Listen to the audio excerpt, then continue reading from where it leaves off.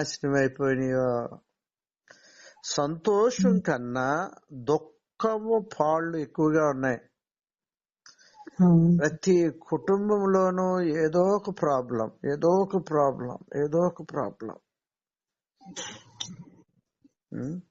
చాలా తక్కువ కుటుంబాల్లో సంతోషంగా నడుస్తున్నాయి, నమ్మకంగా దేవుని వెంబడించిన వాళ్ళు తప్ప. ప్రాముఖ్యంగా తల్లిదండ్రుల కాపుదల లేకపోతే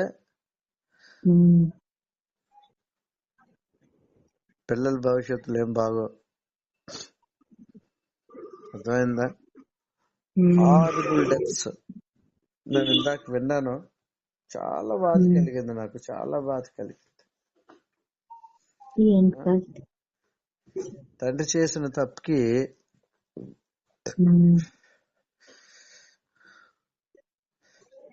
58 సంవత్సరాలు దేశదిమ్మర్లా ఉన్నాడంతే. పరిస్థితులు ఎలా ఉన్నాయంటే ఒక్కొక్కసారి అనిపిస్తుంది ఏంటి పరిస్థితులు.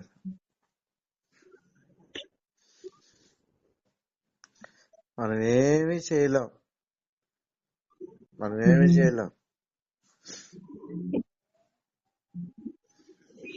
కొంతమంది పరిస్థితులు చూసేటప్పటికి అది ఒక సాదృశ్యంగా ఉంటుంది అంతే.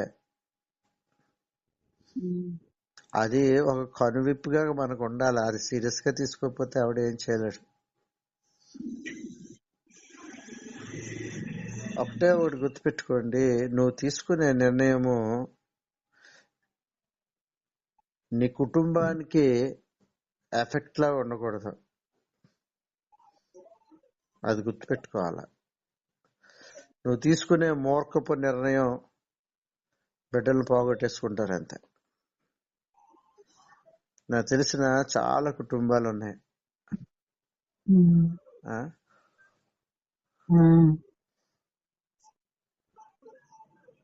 ఫ్యామిలీ రూయిన్ అయిపోయింది అంతే. వీళ్ళెవరో తెలుసా? క్రిస్టియన్స్, నామకార్థ స్థితిలో ఉన్న క్రిస్టియన్స్. నడిపించే నాయకులు సరిగ్గా లేనప్పుడు వాళ్ళ జీవితం సరిగ్గా ఉండదు.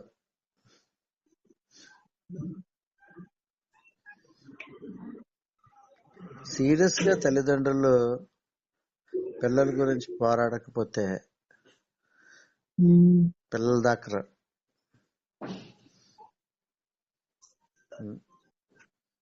కొంతమంది గురించి ఆలోచించుకుంటే నిద్ర పట్టదు. అసలు ఏవి నెమ్మది ఉండదు. కొంతమంది గురించి ఆలోచించుకుంటుంటే అసలు నెమ్మది పోతుంది అంతే. సంతోషం ఏం లేదు ప్రపంచంలో, మీరు అది గమనించుకోండి. As long as you live on this earth you don't have happiness in your life. అది గుర్తుపెట్టుకోవాలి. ఎందుకంటే ప్రతి ఏరియాలోని ప్రతి ఇంటిలోని ఏదో ప్రాబ్లం ఉంటానే ఉంటాం.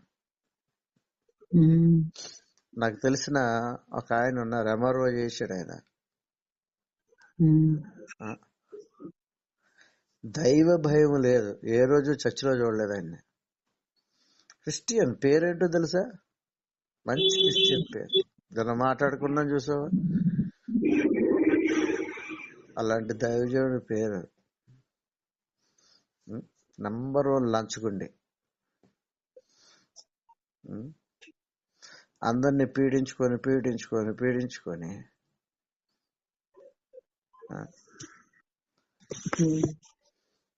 ఒకే ఒక అమ్మాయి వాళ్ళ ఇంట్లో కొంచెం బాగా సెటిల్ అయినట్టుంది అంతే. ఎవ్వరు కూడా సెటిల్ అవ్వలేదు సరిగ్గా.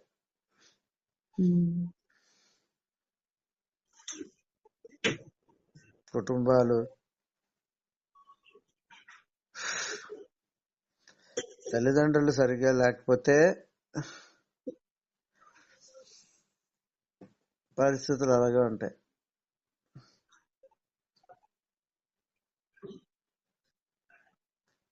అయినా సరే ఒక ఆత్మ నడిపింపు ఉంటది. ఏంటో తెలుసా? అధురాత్మ నడిపింపు.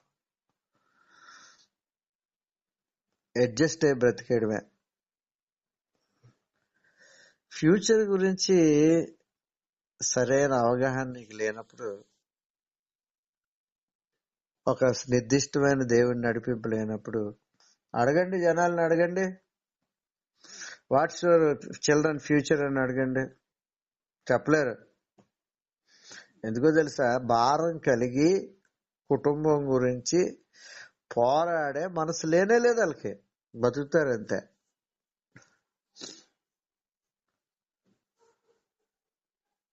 కొంతమందిని నేను చూస్తూ ఉంటాను కదా, ఓ ప్రతిరోజు పోరాడుకుంటానే ఉంటారు.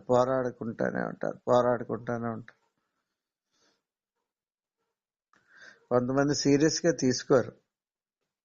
చూస్తా ఉన్నా, ఇన్ని ఉపద్రవాలు చూస్తా ఉన్నా సరే ఒకలాంటి స్పిరిట్ లోకి, నడిపింపులోకి వెళ్ళిపోతా ఉంటారు.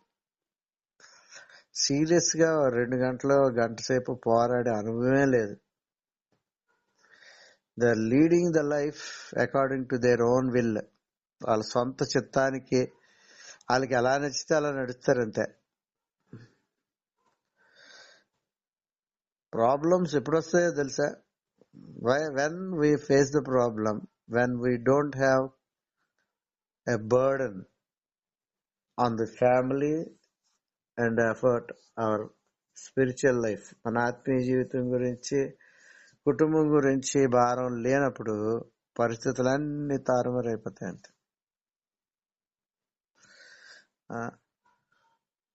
తార గురించి ఆలోచిస్తూ ఉంటుంటే గుండె పిండినట్టు అయిపోతా ఉంటుంది. అడుగుతా ఉన్నాను, ప్రభువా ఆ బిడ్డ సంగతి ఏంటంటే, దేవుడు వాగ్దానం ఇచ్చాక అయినా ఆ ఒంటరితనాన్ని తట్టుకోలేకపోతా ఉంటాను నేను. దేవుడు తప్పకుండా ఆ అమ్మాయిని దర్శిస్తాడు, నాకు తెలిసే సంగతి. కానీ ఆయన దర్శించి ఒక వ్యక్తిని నడిపించే లోపల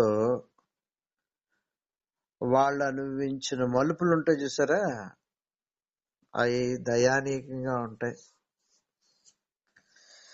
చాలా బాధ అయిపోతా ఉంటది. ఇందాక 1 గంట క్రితం ఫోన్ చేసి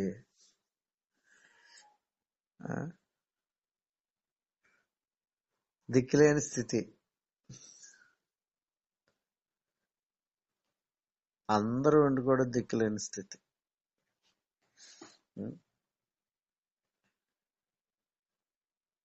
శాపం ఇంటి మీద ఏలుబడి చేస్తా ఉంటది. Everyday you have to fight. అనుదినము నువ్వు పోరాడుకోలేకపోతే కుటుంబాన్ని నువ్వు ఏమీ చేసుకోలేవు.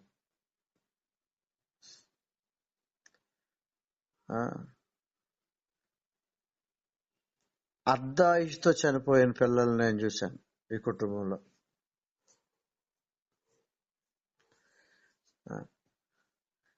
బ్యూటిఫుల్ ఫ్యూచర్ కి ఎండ్ పడిపోయింది, ముగింపు, అందమైన జీవితానికి ముగింపు.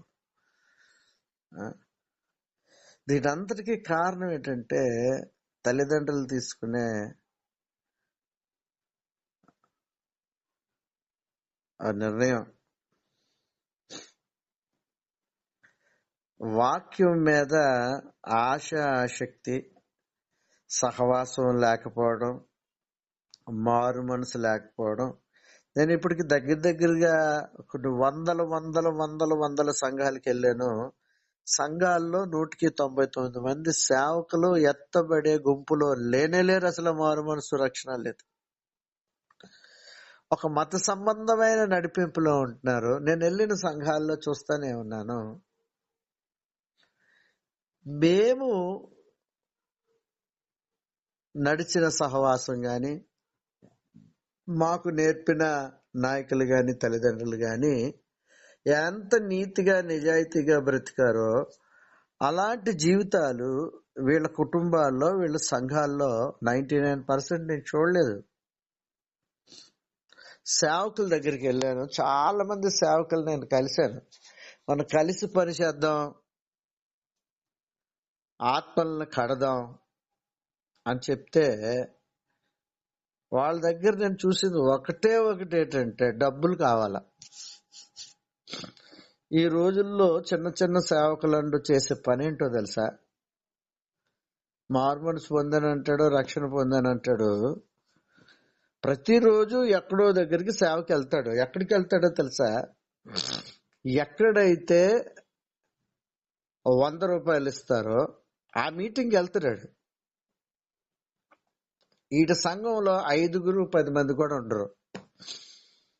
సంఘం గురించి పోరాడి ప్రార్థన చేసి ఉండడం అన్నది కనపడతలేదు. పరిచర్య అంటే అర్థం ఏంటి? పరిచర్య అంటే ఏంటి? దేవుడు నన్ను పిలుచుకున్నాడు, సేవకుడిగా ఉండమన్నాడు అని చెప్పుకునేవాడు ఏం చేయాలా? ఆత్మల గురించి వెళ్ళాలా, సువార్త ప్రకటించాలా, కుటుంబాలను కట్టాలా. అది కనబడతలేదు. నేను అసలు ఈ రోజు పలానా మీటింగ్కి వెళ్ళాను. నిన్న తమ్ముడిని నేను ఒక పని మీద ఫోన్ చేస్తే నేను మీటింగ్ లో ఉన్నాను అన్నాడు. వాడు మళ్ళీ ఇప్పటి వరకు నాకు ఫోన్ చేయాల. మనం డబ్బులు ఇస్తే రోజు వస్తాడు.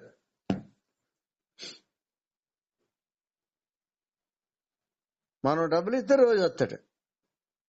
వీడు రోజు ఎక్కడికి వెళ్తాడంటే అక్కడెక్కడో మీటింగ్ అంటే అక్కడికి వెళ్తాడు, ఇక్కడెక్కడో మీటింగ్ అంటే ఇక్కడికి వెళ్తాడు.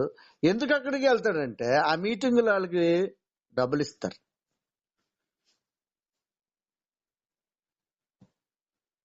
ఆ సంఘంలో 5-6 కూడా లేరు. దేవుడు నిన్ను పిలుచుకున్నప్పుడు పిలుచుకున్న రోజు నుంచి నువ్వు పనిలో ఉంటావు, అనేక మంది జీవితాలు గడతావు. నేను రక్షణ పొందుకున్న తర్వాత బైబిల్ తెలీదు, ఎలా బోధించాలో తెలీదు, పాటలు కూడా రావు, ఏమీ రావు. కానీ దేవుడు పిలుచుకున్న తర్వాత ఇక లైన్లో ఉన్న ఆవిడే ఉంది. అక్కడ కట్టబడ్డారు, చాలా జీవితాలు కట్టబడ్డాయి. ఈ కుటుంబం కట్టబడింది, అక్కడ అనేక మంది కుటుంబాలు కట్టబడ్డాయి.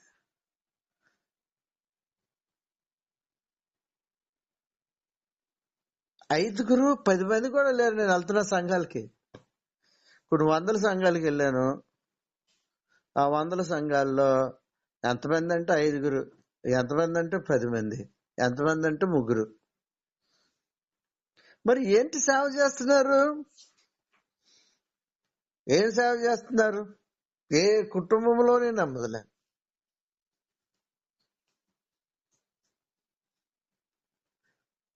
నువ్వు ఉన్న ప్రాంతంలో నీ కుటుంబం కట్టబడాలా, నీ బంధువులు కట్టబడాలా, దాని గురించి నువ్వు పోరాడాలా. నువ్వు ఉన్న ప్రాంతంలో మనుషుల గురించి భారం కలిగి ఉండాలి. నీకంటూ ఒక దర్శనం ఉండాలి. ఎప్పుడు సడన్ గా ఏం జరుగుతుందో తెలియదు. నేను దాని గురించే భయపడి నిద్రపోను. నేను చాలాసార్లు భారం వేస్తానే ఉంటది, బరువుగానే ఉంటది. ఒంటరిగా అయిపోవడం, తల్లిదండ్రులు లేకపోవడం, ఒంటరి బ్రతుకు, దిక్కులేని బ్రతుకు, అయోమయ స్థితిలో ఉన్న బ్రతుకు, కుటుంబాలు వేరైపోయి, భార్యాభర్తలు విడిపోయి, ఇవన్నీ అవడానికి గల కారణం ఏంటంటే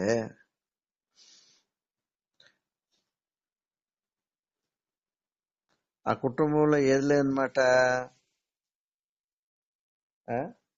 భార్యాభర్తల్లో ఏమి లేదు, మారు మనసు రక్షణ లేకపోతే, దేవుని యందు భయభక్తులు లేకపోతే, కుటుంబంలో భార్య లేకపోయినా భర్త లేకపోయినా ప్రాబ్లమే. ముందు కుటుంబం కట్టబడాలి. నేను చూస్తా ఉన్నాను, ప్రతిరోజు చూస్తా ఉన్నాను, ఎన్ని సమస్యలు. కొన్నిటికి సమాధానాలు వస్తున్నాయి, కానీ కొన్ని మనం ఏం చేయలేని పరిస్థితి, ఏం చెయ్యాలో తెలియని పరిస్థితి. శపితమైన కుటుంబాలుగా అయిపోయినాయి అంతే. నెమ్మది ఎక్కడా లేదు, అనుకుంటున్నారు అంతే నెమ్మది ఉందని. నెమ్మది లేదు. నీ పక్కన నీ స్నేహితుడు గాని నీ కుటుంబంలో మనిషి గాని సరిగా లేనప్పుడు నీకు నిద్ర ఎలా పడుతుంది, ఎలా సంతోషంగా ఉంటావు? కుటుంబాల గురించి పోరాడే మనసే లేకుండా అయిపోయారంతే. రక్షణ పొందుకున్నామని చెప్పుకునేవాడికి ఉండే ఒక భారం ఏంటో తెలుసా? కుటుంబం గురించి పోరాడుకుంటాడు. కుటుంబ భవిష్యత్తు గురించి బలమైన భారం కలిగి ఉంటాడు. నిద్రపోలేడు. సమస్య ఉన్నవాడు నిద్రపోలేడు. నాకు తెలిసి సమస్య ఉన్నవాడు ఎవడో నిద్రపోలేడు. నీకు బాధ్యత ఉన్నప్పుడు నువ్వు నిద్రపోలేవు. నువ్వు నిద్రపోతున్నావు, దాని గురించి భారంగా చేయట్లేదు అంటే అర్థం ఏంటంటే నీకు ఆ సీరియస్నెస్ లేదనమాట. పరిశుద్ధాత్మ దేవుని నీ నడిపింపు నీకు లేదని అర్థం. ఇంట్లో ఒక పరిస్థితి బాగోలేనప్పుడు నిద్ర పట్టదు, ఆకలి వేయదు. ఈ రెండు బాగా జరుగుతున్నాయంటే నీకు బాధ్యత లేదని అర్థం. బాధ్యత అస్సలే లేదు. పరిస్థితులు చేయి దాటిపోయినప్పుడు కూడా బాధ్యత లేకపోతే ఎవరు ఏం చేయలేరు. దీని గురించి ప్రత్యేకంగా ప్రార్థన చేయాలా?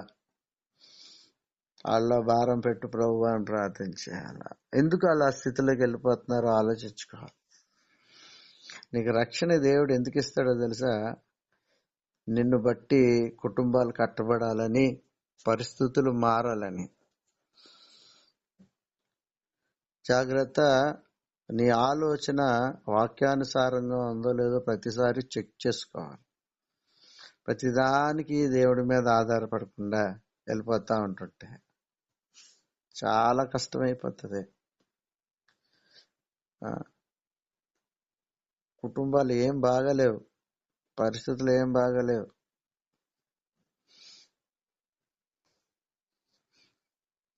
ఒక్కొక్కసారి కొన్ని తలంచుకుంటా ఉంటుంటే ఏం చేయాలో కూడా నాకు అర్థం అవుతుంది అసలు.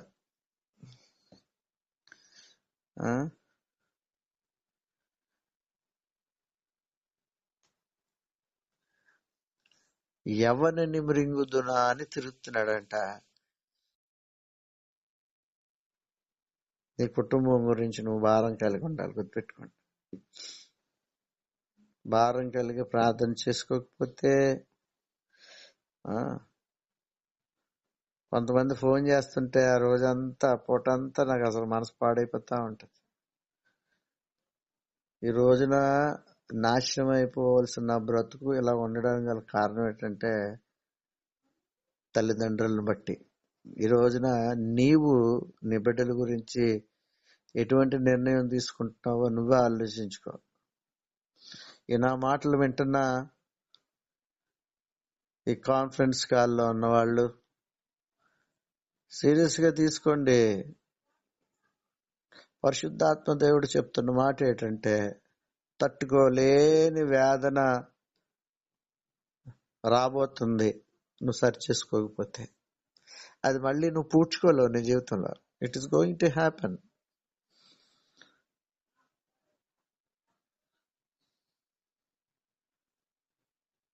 వాక్యంలో ఎంత క్లియర్ గా రాశాడు దేవుడు. శోధనలో పడకుండా ఉండడానికి ఏం చేయాలట? మెలకువగా ఉండి ప్రార్థన చేసే అనుభవం. ఈ మాటలు వింటున్న నీవు సీరియస్ గా నీ రోజు నుంచి నువ్వు భారం కలిగి కానీ లేకపోతే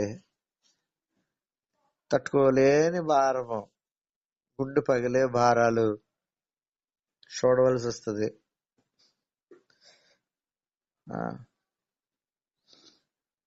తట్టుకోలేని పిచ్చోళ్ళు అయిపోతారంతే. ఇలాంటి ఉపద్రవాలు జరగడానికి గల కారణం ఏంటంటే కుటుంబం గురించి కానీ పరిస్థితుల గురించి కానీ భారము కలిగిన మనసు లేకపోవడం. నీతి కలిగిన జీవితం లేకపోవడమే, యథార్థ హృదయం లేకపోవడమే. యథార్థత లేకపోతే రక్షణ దొరకదు మనకి, గుర్తుపెట్టుకోండి. ఏదో 4 ప్రార్థనలు చేసుకొని వాక్యం చదువుకొని పాటలు పాడుకుంటే నెమ్మది ఉంటుందని అనుకోవద్దు, కాపుదల ఉంటుందని ఎప్పుడూ అనుకోవద్దు. ఎక్కువ భయంకరమైన పరిస్థితులు నేను చాలా మంది క్రైస్తవ జీవితాల్లో చూశాను. సేవకులు తుడిచిపెట్టుకుపోవడం నేను చూశాను. ఒక సేవకుడు నాశనం అయిపోవడం గల కారణం ఏంటంటే మారు మనసు లేని జీవితాలు కలిగి ఉండడం. నాకు తెలిసిన పాస్టర్ అమ్మగారు, నాకు బాగా తెలిసిన ఆంటీ, ఒక పాస్టర్ గారి కూతురు. ఆవిడ ఎలాంటి స్థితికి వెళ్ళిందంటే, ఒక అన్యుడు, భయంకరమైన త్రాగుబోతు, అలాంటి వ్యక్తి చేతిలోకి వెళ్ళిపోయి నలుగురిలోని ముఖం ఎత్తుకోవడానికి లేనంత హీన దీన స్థితిలో తన జీవితం అయిపోయింది. అంతే. వాళ్ళ కూతురికి భర్త కూడా చనిపోయాడు, యుక్త వయసులోనే చనిపోయాడు. ఆ కుటుంబం అంతా, వాళ్ళ తండ్రి పాస్టర్, ఆడుకుంటున్నారు అంతే. నేను చూస్తున్నాను కదా, 100 మంది సంఘాల దగ్గరికి వెళ్ళాను. రక్షణ పొందుకొని కొన్ని జీవితాలు కడదాం రండిరా అంటే ఎవడో రావట్లేదు. అంతే, ఎవడో రావట్లేదు. నీ సంఘానికి మీటింగులు పెట్టి ప్రార్థనలు చేసి, ఉపవాస ప్రార్థనలు చేసి నీ సంఘాన్ని బలపరిచి నీ ముందు నడుపుతాడు. అవసరం లేదంటాడికి. ఎవడు 100 రూపాయలు ఇస్తాడు దగ్గరికి వెళ్ళిపోతాడు అంతాడు. నీ వలన లాభం లేదని తెలిస్తే నీ దగ్గరికి రాడాడు. వాడికి కావాల్సింది ఏంటంటే రోజుకి 500, 1000 రూపాయలు రావాలి అడికి, అంతే. అందుకే ఇంటింటికి తిరుగుతూ ఉంటారు. ఆ చర్చికి, ఈ చర్చికి, ఆ మీటింగ్కి, ఈ మీటింగ్కి తిరుగుతూ ఉంటారు. స్వార్థపూరితమైన మనసు ఉన్నంత కాలం వాళ్ళని దర్శించలేడు దేవుడు. పాస్టర్ గారి కూతురు పరిస్థితి నాశనం అయిపోయింది. దాని కూతురు సంగతి కూడా నాశనం అయిపోయింది. బతిపోయాడు. డబ్బు ఉంటే ఏంటో ఉపయోగం. కొడుకు అంతే. కొడుకు ఏమీ లేనివాళ్ళగా అలాగా డబ్బు ఉందంతే. ఎటువంటి అచీవ్మెంట్స్ లైఫ్ లో లేవు. మనుషులుగా బ్రతుకుతున్నారు అంతేగాని ఏమీ లేదు. ఇవన్నీ ఎందుకు జరుగుతున్నాయో తెలుసా? తల్లిదండ్రులు తీసుకునే నిర్ణయాలను బట్టి ఉంటది. మనకి దేవుడు కొన్ని బైబిల్లో గాని మనం ముందు గాని కొన్ని విషయాలు చూపిస్తూ ఉంటాడు. అది చూసుకున్నప్పుడు సామెతల్లో రాయబడిన మాట ఏంటో తెలుసా? భక్తిహీనుడికి జరిగిన నష్టాన్ని చూసి బుద్ధిగలవాడంట జాగ్రత్త పడతాడంట. వాళ్ళకి ఆ ఇన్సిడెంట్ జరిగా కూడా నువ్వు సరి చేసుకోలేదంటే నేను ఎవడో రక్షించలేడు. As long as you have your own mind set. కొంతమంది చూడండి, తన సొంత అభిప్రాయాలు, వాళ్ళ సొంత అభిప్రాయాలకి ఇచ్చే, వాళ్ళ ఆలోచనలు, వాళ్ళ పద్ధతులకి ఇచ్చే ఇంపార్టెన్స్ వాక్యానికి ఇవ్వరు.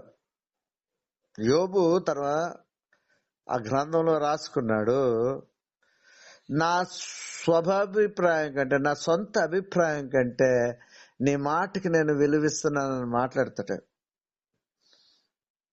నీ లైఫ్ రూయిన్ అయిపోవడానికి గల కారణాలు తెలుసా? ఆల్మోస్ట్ చాలా మంది జీవితాలు రూయిన్ అయిపోవడం గల కారణము, ఆ ఫ్యామిలీలన్నీ తొక్కబడ్డానికి గల కారణం ఏంటంటే ఒకటి కారణము, they have their own way. సొంత మార్గంలో పోతా ఉంటారు, సొంత ఆలోచనలు కలిగి ఉంటారు. నువ్వెక్కడ దెబ్బతింటావు అంటే అక్కడే దెబ్బతింటావు. ఎస్తేరు గురించి చదువుకున్నప్పుడు నాకు చాలా ఆనందం వేస్తూ ఉంటది. ఎస్తేరు రాణి అయిపోయినా కూడానంట మొద్దుకై ఇంతకు ముందు వివాహము అవ్వక ముందు తన కుమార్తెగా ఎలాగైతే నడుచుకుందో ఆయన చెప్పు చేతల్లో, అదే విధముగా క్వీన్ అయిపోయి ఆ దేశానికి రాణి అయిపోయినా సరే సేమ్ విధానంలో తన జీవితాన్ని కొనసాగించుకుందంట. ఈ రోజున నాకు ఉన్నతమైన స్థితి వచ్చేసింది కదా అనేసి సొంత అభిప్రాయానికి వెళ్ళలేదు ఆమె. అందుకే ఈ రోజున ఎస్తేరు గురించి చదువుకుంటున్నాం. వాక్యంలో సేవకుల్లో గాని విశ్వాసుల్లో గాని కొరత ఏంటో తెలుసా? ఒకటి కొరత. వీళ్ళు ఎవరి కంట్రోల్లోనే ఉండరు. వీళ్ళ నాకు తెలిసిన కొన్ని వందల సేవకులు ఎవరి కంట్రోల్లోనే ఉండరు. వీళ్ళకి ఏది తోస్తే అది చేసుకుంటారు అంతే. అందుకే వీళ్ళ సంఘాలు బాగోవు, వీళ్ళ కుటుంబాలు కూడా బాగోవు.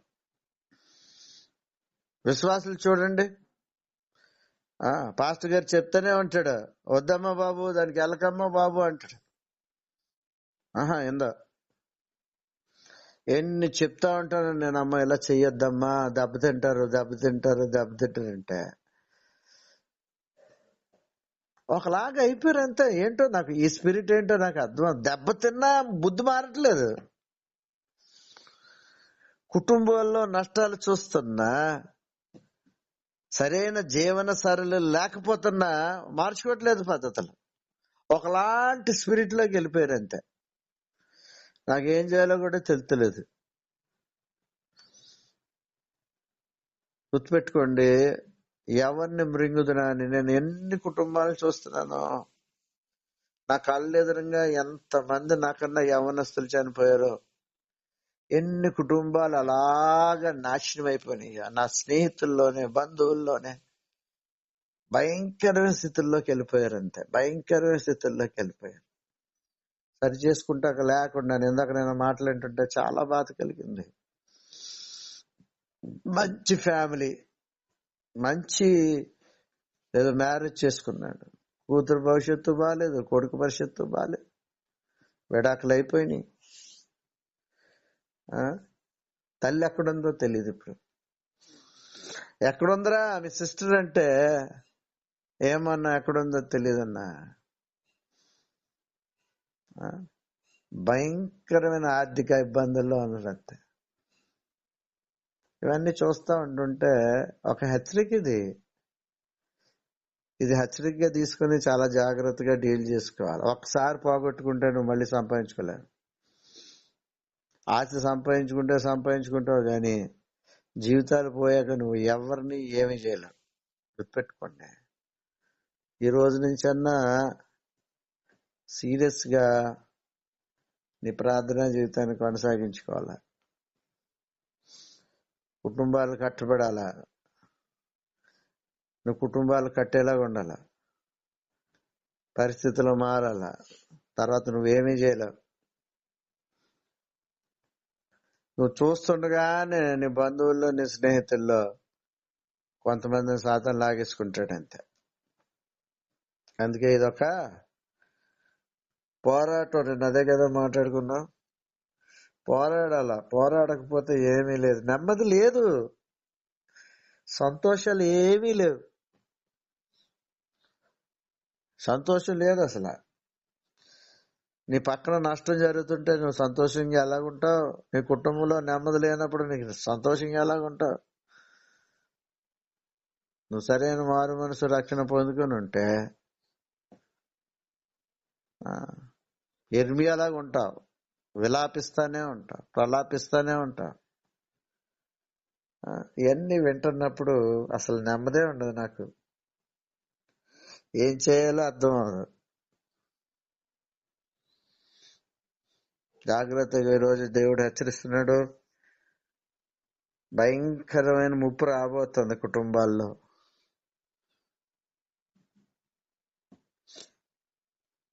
నువ్వు ప్రార్థన కంచి వేసుకోకపోతే యథార్థంగా నువ్వు ముందు ఉండాలి. ఫస్ట్ గుర్తుపెట్టుకోండి, యథార్థత లేకుండా దేవునికి దగ్గర రక్షణ నువ్వు పొందుకోలేవు. చాలా మంది యథార్థత కలిగి ఉండరు.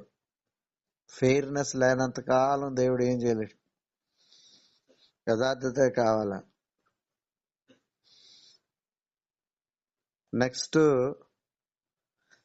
భారం. భారం లేకుండా నువ్వేమీ చేయలేవు. భారం నీకు కలగట్లేదంటే ఎక్కడ ప్రాబ్లం ఉందని అర్థం. కాబట్టి ఈ రోజున ఈ నా మాటలు వింటున్న మీరు జ్ఞాపకం చేసుకోండి, something is going to happen in near future. త్వరలో ఏదో ఉపద్రవం రాబోతుంది. ఈ శబ్దత, ఈ నిశ్శబ్దము ఏం తెలియజేస్తుందంటే ఒక ఉపద్రవానికి ఇది నాందిగా ఉండబోతుంది. I don't know what is going to happen. I tremble to say this. నాకు చాలా భయం వేస్తుంది ఎందుకో గాని. I don't know what is going to happen. ఇది నాకు జరగక్కర్లేదు. నాకు ఎవరు జరిగినా నేను తట్టుకోలేను. నాకే జరగక్కర్లేదు. మా ప్రియులకి ఎవరు జరిగినా సరే తట్టుకోలేం. మా బంధువులకి స్నేహితుల్లోకి జరిగినా తట్టుకోలేం. కాబట్టి పోరాడండి, కంచి వేయండి, సీరియస్ గా తీసుకోండి. ఏదో కొంత సమయం గడిపి వెళ్ళిపోయేలా కాదు. You must fight and get an answer from the lord for the problems. సమస్యల కొరకు సరైన సమాధానం పొందుకోవాలి. అనుదినము సమాధానం కలిగి ఉండాలి. మనం సమాధానం కలిగి ఉండడానికి అనుదినము పోరాడాల. కాబట్టి ఈ రోజున ఎవడను మృంగుదనా అని తిరుగుతున్నాడు. కొన్ని దృష్టాంతాలని జ్ఞాపకం చేసుకుని దాని నుంచి ఒక పాఠం నేర్చుకొని, తిన్న దెబ్బలను బట్టి కొన్ని పాఠాలు నేర్చుకుని సరిచేసుకొని కనిపెట్టండి. ఏం చేయక్కర్లేదు.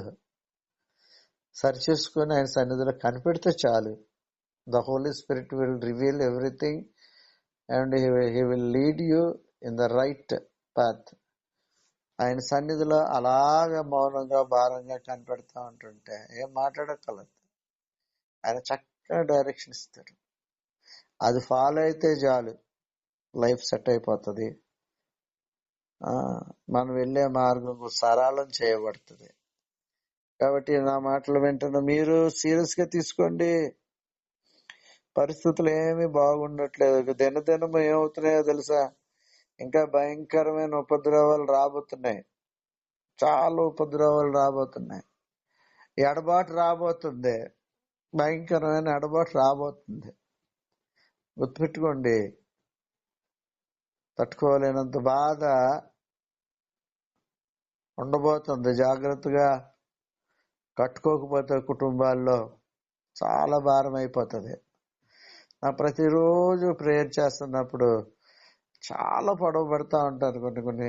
కొన్ని మంది గురించి ప్రార్థన చేస్తున్నప్పుడు చాలా సేపటి వరకు నాకు నెమ్మది ఉండదు. కాబట్టి జాగ్రత్త. ఈ రోజు నుంచి ఒక నిర్ణయం తీసుకొని పోరాడండి. కుటుంబాల్లో ఎటువంటి ఉపద్రవం కలగకుండా ముందుకు సాగుదాం. దేవుడి కొద్ది మాటలు దీవించిన గాక.